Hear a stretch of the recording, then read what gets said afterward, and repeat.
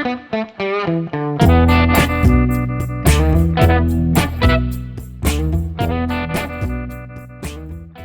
right, well, welcome to Shred from the Shed. This is Brian Watson here, and today I wanted to do a brief recap, since we're starting season 2, on the State of the Union of the Shred program. There were actually a number of announcements made in December of 2024 regarding the Shred program with respect to the fall economic statement. Those included a number of different changes to the program. So they included things like increasing the cap on the Shred program to $4.5 million,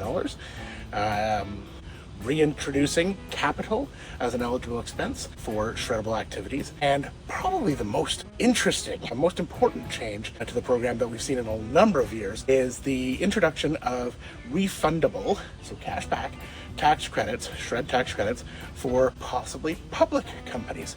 So this announcement was made at the Toronto Stock Exchange at the TMX Group, and it was part of a consultation, or as a result of a consultation that was had through a number of years previous. And the goal here would be to provide refundable shred tax credits to public companies. As I've always said, why should the source of your capital in Canada, where capital is often very scarce for many different industries, why should the source of that capital determine whether you get the full support of the Canadian government and the SR&ED tax credit program or not? To me, it shouldn't matter. You can put other guardrails in, and the government seems to agree. Those announcements were all made, but here's the kicker. Unfortunately, just after that announcement was made, the government ran into a little bit of trouble. There were some resignations, and in the end, there was an election. And when an election is called, any legislation or any announcements that were on the table tend to pause. They can be reintroduced if there's actual legislation on the floor. But in this case, it was just an announcement. So we will have to wait